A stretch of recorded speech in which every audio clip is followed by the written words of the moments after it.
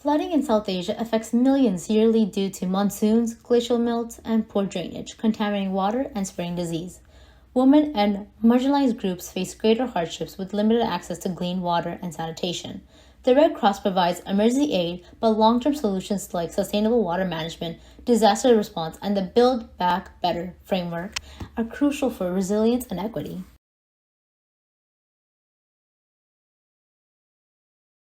This presentation explores how climate change is shaping water systems in South Asia, with a focus on how extreme weather, infrastructure gaps, and social inequalities come together to influence water security and disaster resilience.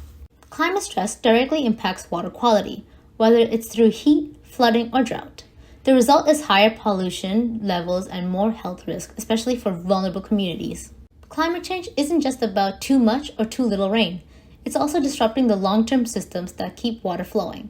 Combined with overuse and infrastructure failures, water security is at serious risk. Extreme weather is hitting harder and more often. While governments have invested in large-scale structures, things like early warnings and inclusive planning still need work, especially in poor urban areas. Recovery often isn't fair. Marginalized groups are the last to get help. While organizations like Red Cross have stepped in, larger systems need to be more inclusive and responsive to real community needs. Solutions need to be both technical and social. Resilient infrastructure, regional cooperation, and equity-focused planning all have to work together to build long-term climate resilience. While this research gives a strong overview, there is a need for more localized, on-the-ground data, especially to understand how communities are adapting in real time and how inclusive current policies really are.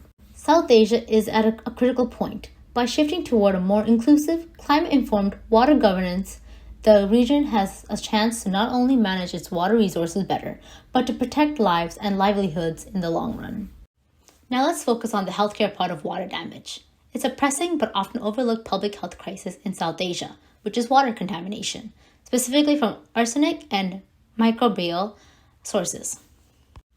Access to clean water is a basic human right. But in countries like India, Bangladesh, Pakistan, and Nepal, over 200 million people face a daily threat from contaminated water. Groundwater, which is a primary source in rural areas, is often tainted with arsenic, a group 1 carcinogen, and microbes like E. coli, which can cause life-threatening illnesses. Let's look at the numbers. In Pakistan, a meta-analysis of nearly 10,000 groundwater samples showed average arsenic levels of 120 mg per liter. That's 12 times the World Health Organization safety limit. In India and Bangladesh, millions are exposed to regions like the Ganges-Brahmaputra Delta. Now look at this map here, which makes the crisis visible. Darker regions, which include the West Bengal, Assam, Punjab, and parts of Bangladesh, show dangerously high arsenic concentrations, and in some places over 4,000 μg per gram per liter. What does this mean for the people? A 13-year cohort study in Bangladesh tracked over 58,000 individuals.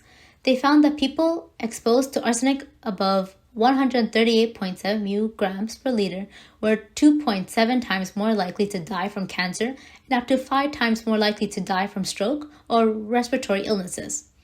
Now in this image, you can see that survival rates drop steeply with higher exposure. Women face both higher exposure and higher mortality, pointing to serious gender-based health inequities. Now, while arsenic causes long-term harm, microbial contamination like E. coli has immediate consequences. A study in Nepal tested nearly 3,000 samples and found that water stored in homes was more contaminated than water at their source, according to Upreti and colleagues in 2020. Now, as this image over here, you can see that after 2015 earthquake, microbials risk surge. This map shows daily burdens across Nepal. Darker districts like Kapilvastu and Dung saw the highest disease burden, which is over 10% of the total. There are solutions, like the subterranean arsenic removal and ceramic filters that remove over 90% of arsenic without needing electricity. As you can see in this image, this wheel shows a wide range from reverse osmosis to phytoremediation. But the real-world issue? These systems often break down due to poor maintenance and lack of community training. So effective tech alone isn't enough. We need long-term support. So how do we fix this? We need to educate communities on safe water handling, enforce World Health Organization aligned arsenic limits, build disaster-resilient wash infrastructure, include women in water governance, and support cross-border research and cooperation. But these aren't just checkboxes, they're lifelines. Water safety isn't just a technical issue, it's a human one. Until we treat it that way, South Asia will continue to face a preventable and unacceptable public health emergency. Let's act before another generation drinks poison thinking it's life. Floods are among the most devastating natural disasters, but their impact is not the same for everyone. In South Asia, women faced unique and severe challenges during and after floods. Let's explore how these disasters affect women in Bangladesh, Pakistan, India, and Nepal. Women in flood-affected regions struggle with socio-economic inequalities, cultural barriers, and limited access to resources. Their vulnerability is compounded by displacement, health risks, food insecurity, and gender-based violence. In Bangladesh, women in farming households suffer financial hardship due to restricted land ownership and limited economic opportunities. Cultural norms also limit their mobility and decision-making. The health impacts are severe, from physical illnesses to mental distress, including PTSD. Pregnant women face critical risk with reduced maternal health care access, and waterborne diseases pose a constant threat, worsening sanitation challenges. In Pakistan, displacement due to floods increases the risk of gender-based violence, particularly in overcrowded relief camps. Mental health services are scarce, leaving many women without psychological support. Sanitation infrastructure is often destroyed, worsening menstrual hygiene and leading to severe health complications. Sexual and reproductive health care is severely affected, putting pregnant women at extreme risk due to damaged health facilities. In India, women face disproportionate job losses in agriculture, a sector highly sensitive to climate change. With limited land ownership, many women lack financial autonomy to recover. The gender wage gap further deepens economic insecurity, and cultural norms restrict women from seeking alternative employment. This combination of factors makes post-flood recovery even more challenging for women. In Nepal, women in flood-hit areas are highly vulnerable to gender-based violence, often unreported due to lack of security in shelters. Economic struggles forces many into risky situations, including exploitation and trafficking. Disrupted social networks and overwhelmed services leave women without crucial support. Poor sanitation in shelters increases health risks, while disaster response efforts often overlook women's specific needs. It is clear that disaster response must be gender-sensitive to protect and empower women. Governments and organizations must ensure economic empowerment through financial resources and land ownership, better healthcare access including maternal and mental health support, social and cultural change to remove barriers limiting women's mobility, and lastly, community engagement allowing women to actively participate in disaster preparedness and recovery efforts. Hence, climate change will continue to impact vulnerable populations, but with proactive policies and inclusive strategies, we can create a safer and more equitable future for all.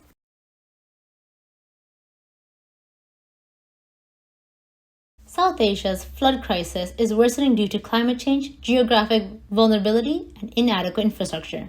Research across Pakistan, Bangladesh, and India reveals that reactive measures are insufficient. Integrated solutions are essential. Allowing colleagues in 2024 show that fuzzy multi-criteria decision-making, also known as MCDM, can effectively prioritize flood risk and guide policy. Meanwhile, Actor and colleagues in 2010 highlight microinsurance as a financial buffer, though affordability remains a hurdle. Finally, Abbas and Iqbal studies prove that non-structural strategies like early warnings and community engagement must complement traditional infrastructure to build long-term resilience. Here's a table that shows the policy and management acts that Pakistan, India, and Bangladesh have implemented. Bangladesh leads in community involvement and integrated water management. India has a strong infrastructure with 175 forecast stations. Pakistan lags in policy updates and floodplain conservation. All three have dedicated agencies, but coordination gaps remain. Learning from each other could boost regional resilience as well. To mitigate future floods, South Asia must adopt a proactive, multi-sectoral approach. Governments should invest in advanced forecasting and localized risk mapping to improve early warnings. Expanding affordable microinsurance with public-private partnerships can reduce reliance on post-disaster aid. Empowering communities through training and participatory planning ensures faster recovery.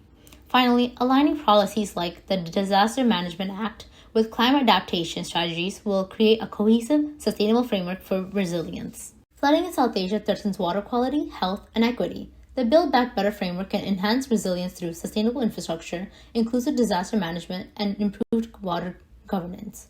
Integrating climate adaptation, gender sensitivity, and community participation ensures a more effective response. While the Red Cross provides vital relief, long-term strategies must prioritize resilience, water security, and disaster preparedness to protect vulnerable communities and their right to clean water.